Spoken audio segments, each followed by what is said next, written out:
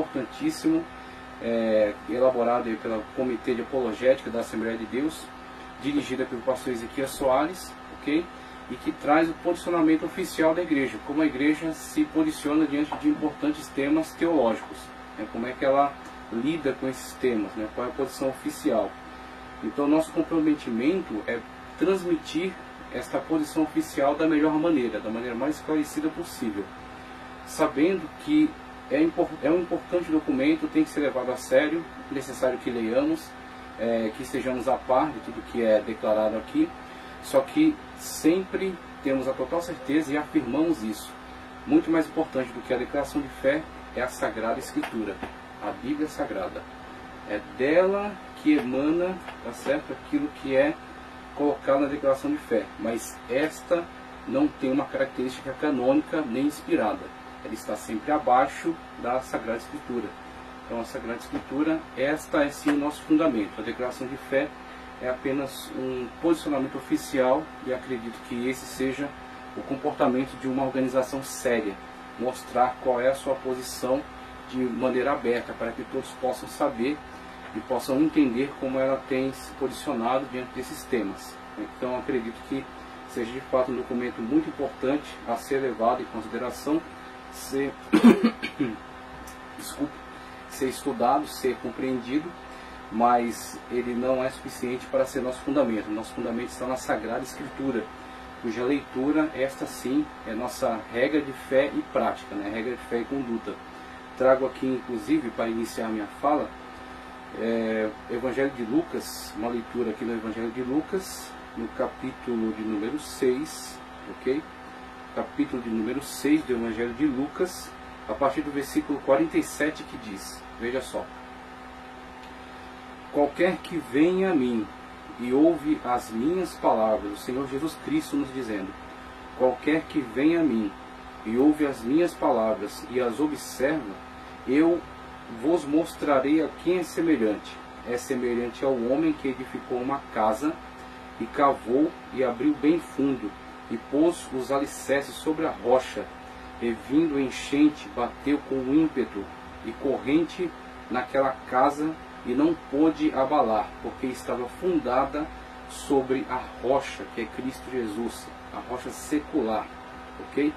Mas o que ouve e não pratica é semelhante ao homem que edificou sua casa sobre a terra, ou sobre a areia, sem alicerces, na qual bateu com ímpeto a corrente e logo caiu. E foi grande a ruína daquela casa. E assim acontecerá com todos aqueles que tentarem firmar os seus passos, a sua maneira de viver, sua maneira de servir a Deus em cima de credos ou declarações de fé ou documentos eclesiásticos. Temos que estar firmado em Cristo, a rocha secular. Aí sim nós poderemos prosseguir até as mansões celestiais, glorificando o nome de Deus e dando testemunho da verdade. Ok? Então estamos aqui para falar acerca do documento importante, a declaração de fé, mas cientes que a Sagrada Escritura, esta é sim o nosso fundamento. Então damos início aqui, como já havia falado, estamos falando da parte soteriológica e cristológica, do documento da declaração de fé da Assembleia de Deus. E começando já a lidar com esse documento, passamos aqui já as primeiras leituras. Veja só, os artigos que vamos tratar aqui é o 3º, o 6º e o 7º. Artigo 3º, 6º e 7º, que dizem: o 3º, cremos, ok? Cremos no Senhor Jesus Cristo, o Filho unigênito de Deus, plenamente homem, na concepção e nascimento virginal. A Igreja, a Assembleia de Deus, ratifica essa posição.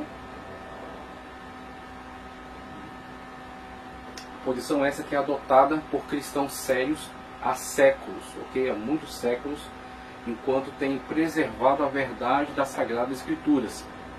Porque, novamente declaro, é dela que emanam o fundamento para esse posicionamento. Esse posicionamento é uma leitura e uma exposição daquilo que a Sagrada Escritura declara. Então, é a Sagrada Escritura que declara que Cristo foi concebido virginalmente por um ato miraculoso de Deus. Ok? Então, Espírito Santo de Deus quem operou esse grande milagre. Então a igreja ratifica essa posição. nascimento virginal, em sua morte vicária ou substitutiva, né, morrendo por nós, para pagar diante de Deus os nossos pecados na cruz do Calvário, expiatório, o sangue da expiação, tá certo? Não mais que cobre, mas que apaga o pecado, em sua ressurreição corporal dentre os mortos, ok? Que ele ressuscitou verdadeiramente ao terceiro dia, e a sua ascensão vitoriosa aos céus como Salvador do mundo, onde está sentado à destra de Deus, ok? Ele tem o governo de toda a história, como Estevão, que declarou até a morte mesmo, até ser martirizado, declarou a verdade da palavra de Deus, foi sentenciado e foi morto pelo Sinédrio, mas enquanto estava sendo apedrejado, viu os céus abertos e o Filho de Deus de pé à destra de Deus, recebendo ele. Ele entregou o seu espírito e ainda pediu para que não imputasse esse crime aos seus exatores. Então é nesse Cristo que nós cremos, e é este Cristo que nós estamos declarando. É a declaração de fé da Assembleia de Deus, através dos artigos, né? O cremos está ratificando esta visão bíblica, ok? Também o sexto, na necessidade absoluta do novo nascimento pela graça de Deus, mediante a fé em Jesus Cristo, e pelo poder atuante do Espírito Santo e da palavra de Deus para tornar o homem aceito no reino dos céus, ok? Então, necessidade absoluta do novo nascimento, regeneração, justificação, santificação, pela graça de Deus, mediante, né, a fé. Então, a graça mediante a fé. A fé é a porta de acesso, então, para esta grande graça de Deus. E como veremos de uma forma mais abrangente, agora um estudo um pouco mais teológico, a graça preveniente que nos habilita a ter uma posição, tomar uma posição de fé, somente por causa desta graça preveniente. Sem ela não poderíamos tomar qualquer tipo de posição, por causa da corrupção total da humanidade, na qual estamos incluídos, ok? Então a visão da graça preveniente nos habilita a tomar uma decisão de fé, para sermos então transformados pelo Espírito Santo de Deus, que está convencendo o homem do pecado, da justiça e do juízo. Então, constantemente o Espírito Santo de Deus está interagindo conosco, mediante a fé e pelo poder atuante do Espírito Santo, conforme diz aqui, e da palavra de Deus para tornar o homem aceito no reino dos céus. Cita João 3, 13 a 8 e Efésios 2, 8 e 9. E o sétimo artigo do cremos, conforme declara aqui, cremos, né, no perdão dos pecados, ok? Na salvação plena e na justificação pela fé. Salvação plena e justificação pela fé. Veremos que esse posicionamento e o desenvolvimento teológico que é dado a ele ao longo do documento, ele vai prevenir a igreja contra certas heresias que têm surgido e têm se difundido, que estão tentando minar a eficácia da morte vicária de Cristo Jesus, do sacrifício de expiação do seu sangue.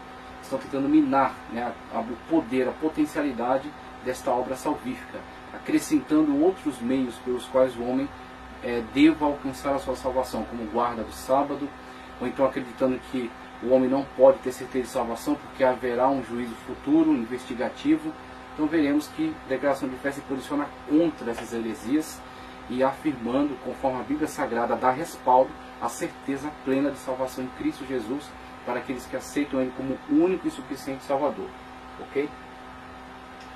Pela fé no sacrifício efetuado por Jesus Cristo em nosso favor, ok? Cita Atos 10, 43, Romanos 10, 13, também o 3, 24, 26, Hebreus 7, 25 e também o 5 e 9.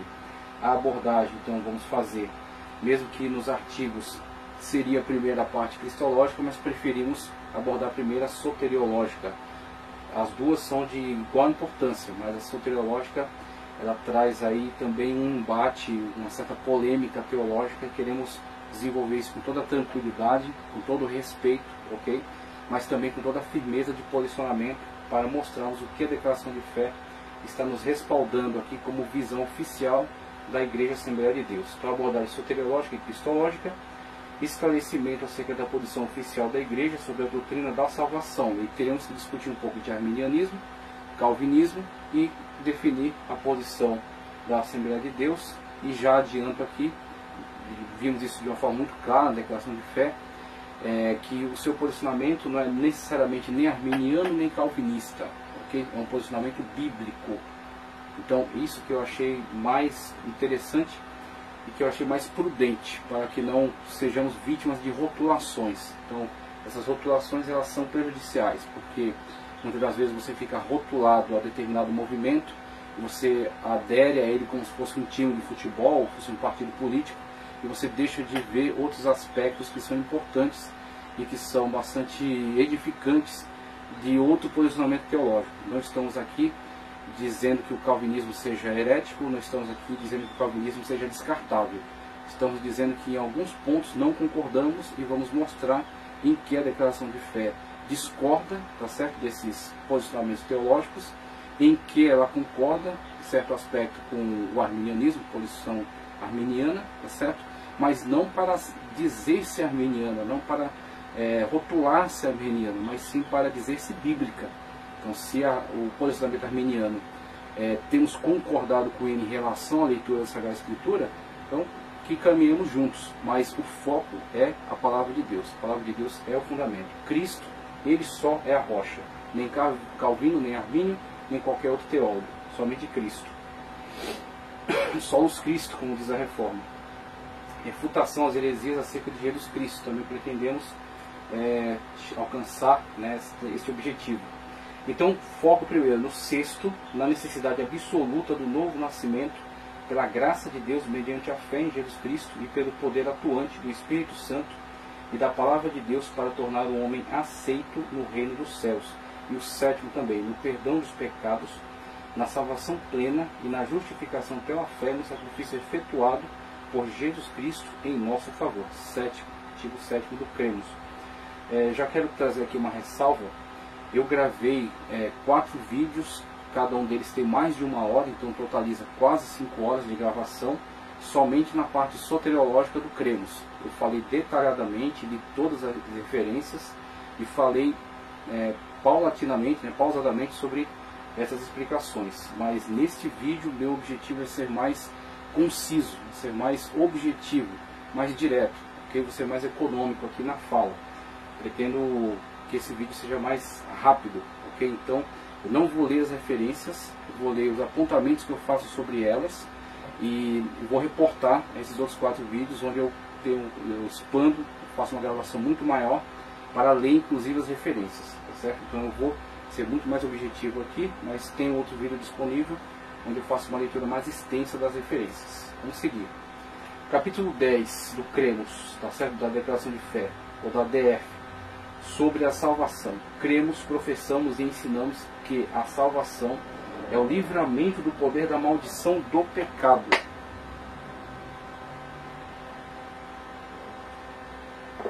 É o livramento do poder da maldição do pecado e a restituição do homem à plena comunhão com Deus, a todos os que confessam a Jesus Cristo como seu único Salvador pessoal, precedidos do perdão divino. A este dão testemunho todos os profetas de que todos os que nele creem receberão o perdão dos pecados pelo seu nome, conforme Atos 10:43. Trata-se da restauração do relacionamento do ser humano com Deus por meio de Cristo. Deus estava em Cristo reconciliando consigo o mundo, não lhes imputando os seus pecados, conforme 2 Coríntios 5:19. Somente a fé na morte expiatória de Jesus e o arrependimento podem remir o pecador e levá-lo ao Criador. Essa salvação é o ato da graça soberana de Deus pelo mérito de Jesus Cristo e não vem das obras, porque pela graça sois salvos. A ênfase sempre caricêntrica, a ênfase na graça de Deus, na graça de Cristo, ok? Desfazer mitologias que acusam, por exemplo, certas linhas teológicas e talvez até refletindo também na declaração de fé da Assembleia de Deus, acusando-as de serem antropocêntricas, focadas no livre-arbítrio, o que é uma mentira, ok? O que é uma distorção e talvez em alguns casos seja um equívoco. E esse equívoco será então desfeito aqui nessa apresentação. Porque pela graça sois salvos, por meio da fé. Veja, pela graça sois salvos. Qual meio? Por meio da fé. Então, vai pelo meio da fé. É necessário, imprescindível a aceitação por meio da fé, a manifestação de fé. E isso não vem de vós, é dom de Deus, que é uma capacitação prévia. é uma graça preveniente que coloca o homem em condição de manifestar fé. E esta fé então opõe acesso à graça salvífica. A graça então opera a salvação. Cristo imputa a ele as suas obras, ele é justificado, ele será então regenerado, ok? Entra no processo no qual ele é santificado plenamente diante de Deus para ser salvo, e ele entra também num processo de santificação no qual ele rejeita as antigas obras do pecado e agora totalmente se santifica, se coloca totalmente em purificação para que possa ser templo e morada do Espírito Santo de Deus. Então vemos que isso é um processo muito importante, conforme colocado na Sagrada Escritura. Isso não vem de vós, é dom de Deus. O homem não pode se auto-salvar.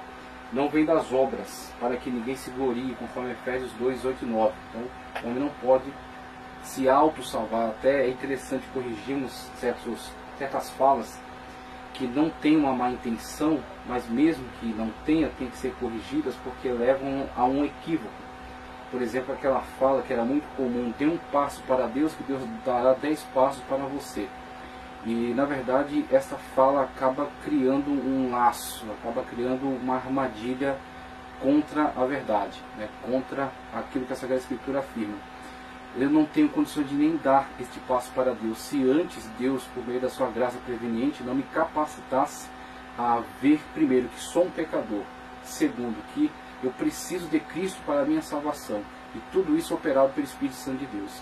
Então nem o primeiro passo eu não tenho como dar. Eu tenho que, como uma pessoa que está se afogando, receber a salvação que vem daquele que, o salva-vidas, que vai jogar a boia e puxá-lo dali. Aquele que está se afogando não tem condições de tentar salvar-se ou de tentar sair daquele estado.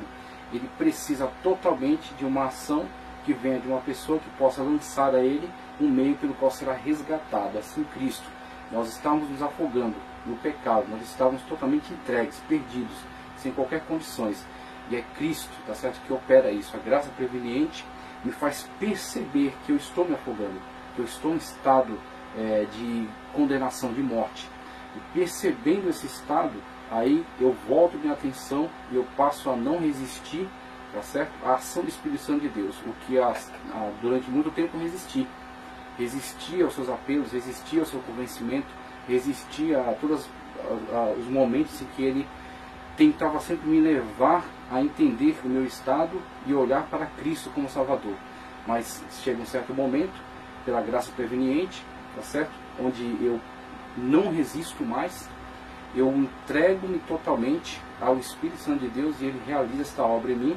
Ele me coloca num estado alcançável pela graça de Deus.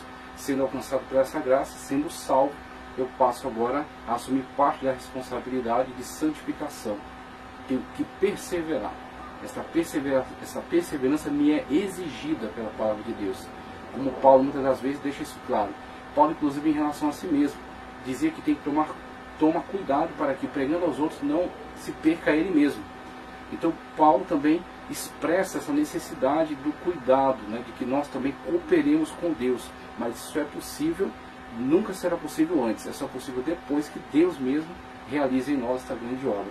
Okay? Então temos que tomar cuidado com essas palavras, que mesmo que elas não tenham uma má intenção, elas acabam levando a um equívoco. Eu não tenho como dar um passo para Deus.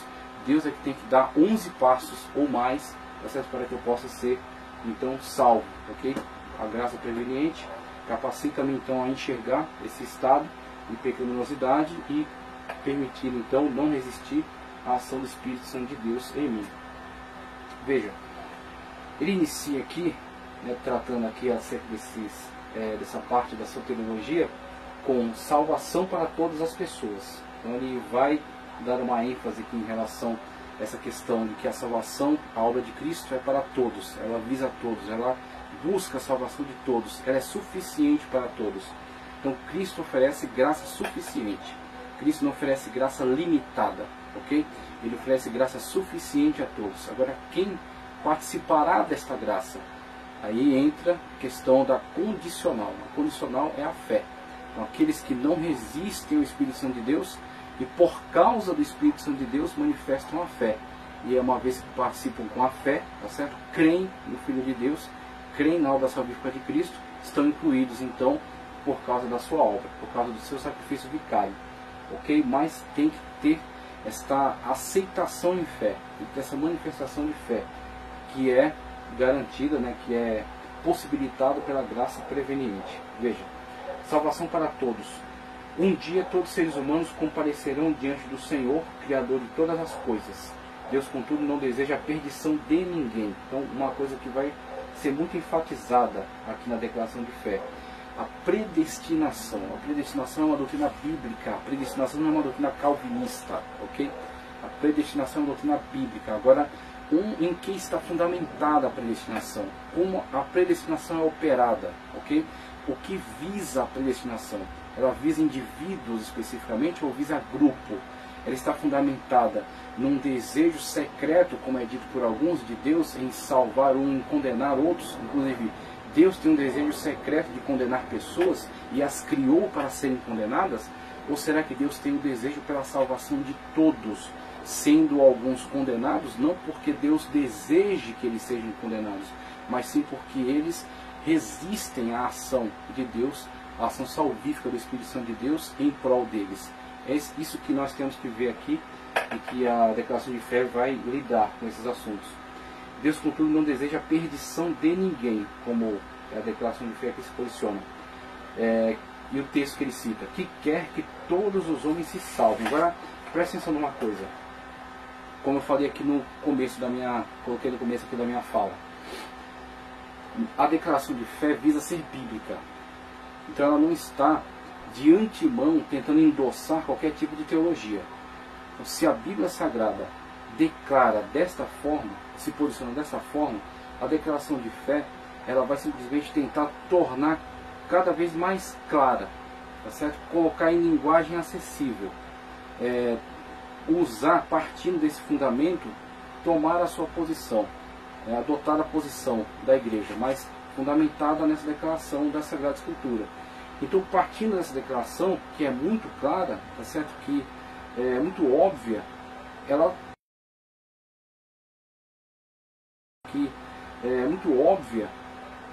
se posiciona dessa forma. Deus, ele quer a salvação de todos. Deus não tem um desejo secreto pela condenação de muitos, e os predetermina a serem condenados desde a eternidade, antes mesmo que eles existissem para cometer pecado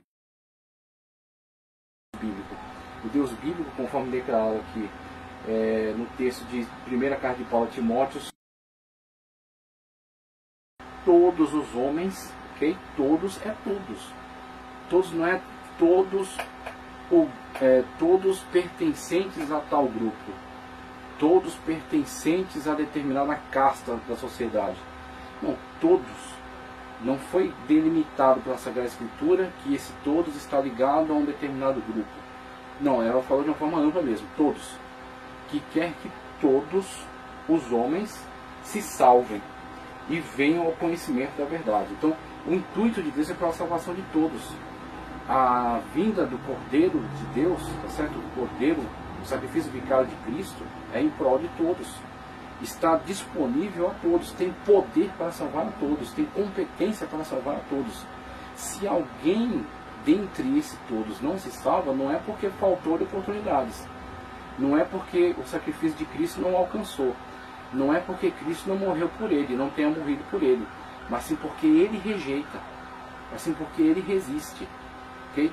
Ele oferece resistência à ação do Espírito Santo de Deus, que está interagindo constantemente com ele. Como vimos no caso dos homens pré-diluvianos: o meu espírito não contenderá para sempre com o homem, porque ele também é carne. Mas contendia, mas convencia, mas tentava sempre trazer novamente o homem para a consciência do errado, do certo e do errado, do mal. Agora chegou um momento que o homem não mais dava ouvidos ao Espírito Santo de Deus e apenas ouvia seus impulsos, suas concupiscências carnais. E assim o mundo chegou num estado tal de degradação, tá certo? Um estado tal de caos, que Deus infringiu um juízo, o juízo do dilúvio, salvando-se apenas Noé e sua família, partindo dele então a repovoação da terra. E estamos próximos de outro dilúvio, como Cristo mesmo anuncia no seu Evangelho, como nos dias de Noé, tá certo? Então estamos novamente vendo essa humanidade tendendo apenas aos seus impulsos pecaminosos e não mais dando ouvidos às repreensões, à lei, tá certo, da palavra de Deus. Mas isso em decorrência da própria resistência do homem, não devido a um secreto desejo de Deus para que isso aconteça, como é declarado em certos posicionamentos teológicos, de que Deus determina todas as coisas, inclusive o pecado, inclusive o mal, inclusive a condenação do pecador. Isso não é o Deus da Bíblia, que quer que todos sejam salvos, ok? E venham ao conhecimento da verdade. Por isso o Pai enviou o seu Filho Jesus Cristo para morrer em nosso lugar, providenciando-nos uma salvação eterna, completa e eficaz. O Evangelho contempla a todos e a ninguém exclui.